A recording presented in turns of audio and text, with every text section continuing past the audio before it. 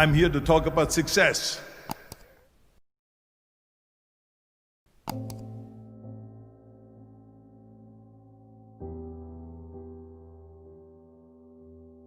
I went to college. I went and worked out 5 hours a day, and I was working on construction, because in those days in bodybuilding there was no money. I didn't have the money for food supplements or anything, so I had to go to work. So I worked on construction. I went to college. I worked out in the gym, and at night from 8 o'clock at night to 12 midnight I went to acting class 4 times a week. So I did all of that. There was not one single minute that I wasted. And this is why I'm standing here today. With the age of 20, I went to London and I won the Mr. Universe contest as the youngest Mr. Universe ever. And it was because I had a goal. You see, if you don't have a vision of where you go, and if you don't have a goal where you go, you drift around and you never end up anywhere. 74% hate their job in America. The majority of people don't like what they're doing because they're really not doing it because they didn't have a goal and they followed this goal. They just aimlessly drift around, and then all of a sudden there's a job opening, so they get that job because you have to work. But then when you work, it's a chore. It's work. It's not fun. So if you think about, only a quarter of the people really enjoy what they're doing in life. So people always ask me, when they saw me in the gym in the pumping iron days, they say, why is it that you're working out so hard? 5 hours a day, 6 hours a day, and you have always a smile on your face. The others are working out just as hard as you do, and they look sour in the face. Why is that?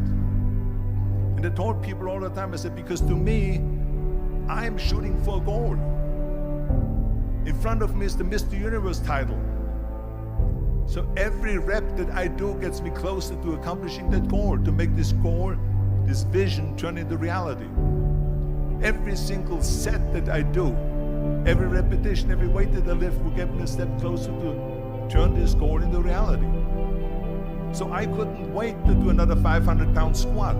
I couldn't wait to do another 500-pound bench press. I couldn't wait to do another 2,000 reps of sit-ups. I couldn't wait for the next exercise. So let me tell you something, visualizing your goal and going after it makes it fun. You got to have a purpose no matter what you do in life. You got to have a purpose. And Muhammad Ali worked his butt off, and I saw it firsthand. And I remember that there was a sports writer that was there in the gym when he was working out and he was doing sit-ups. And they asked him, how many sit-ups do you do? And he said, I don't start counting until it hurts. Now think about that. He doesn't start counting his sit-ups until he feels pain. That's when he starts counting. That is working hard. And so you can't get around the hard work. It doesn't matter who it is. Work your ass off. There is no magic pill. There is no magic out there. You cannot get around. You have to work and work and work. Make sure of this and make sure of that and all that stuff. So it's work. And it drives me crazy when people say that they don't have enough time to go to the gym for 45 minutes a day and work out. Or to do something for 45 minutes to an hour a day to improve. If it is physically improve or if it is mentally to improve. Imagine you read 1 hour a day about history.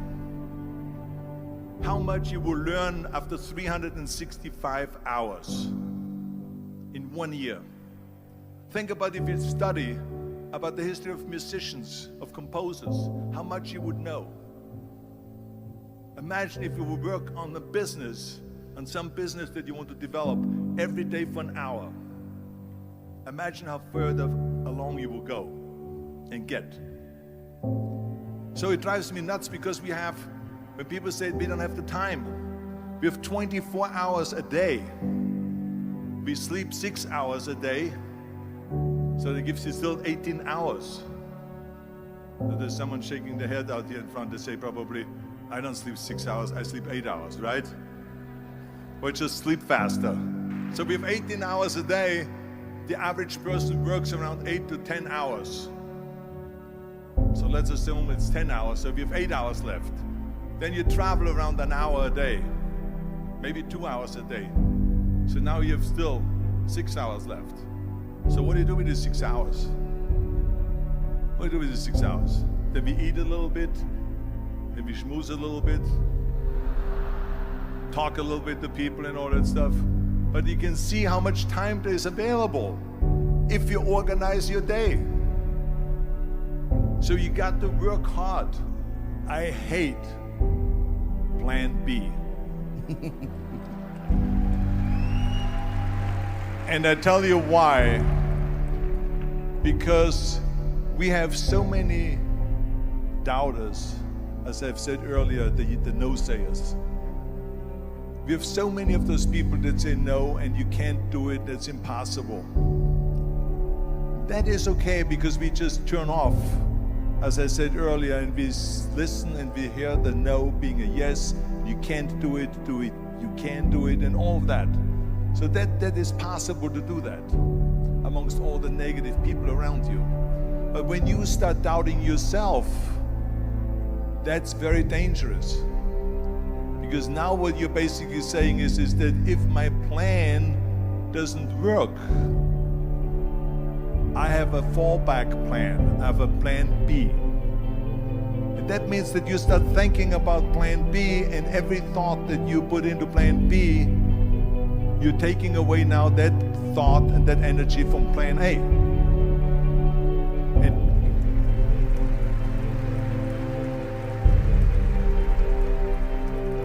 And it's very important to understand that we function better if there is no safety net, because plan B becomes a safety net. It says that if I fail, then I fall and I get picked up and I have something else there that will protect me. And that's not good, because people perform better when there's no safety net.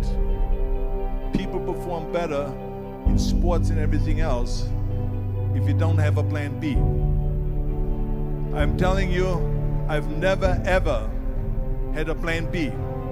I made a full commitment that I'm gonna go and be a bodybuilding champion. I made a full commitment that I'm gonna be in America.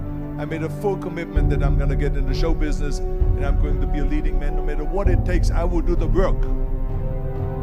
I will do the work over and over and over until I get it. And the same was in politics, in everything like that. So to me, it is very dangerous to have a plan B, because you're cutting yourself off from the chance of really succeeding. And the reason, one of the main reasons why people want to have a plan B is because they are worried about failing.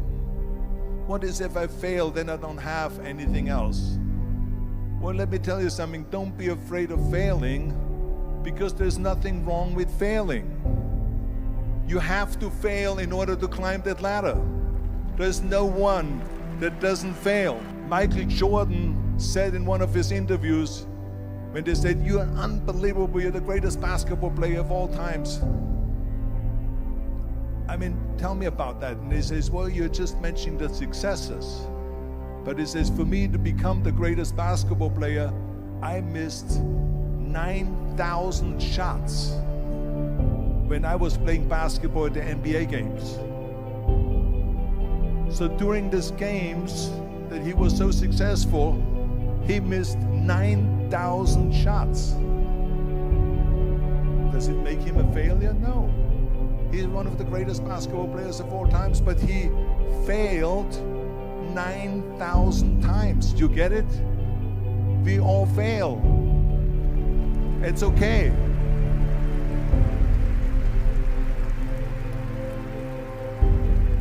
What is not okay is that when you fail, you stay down.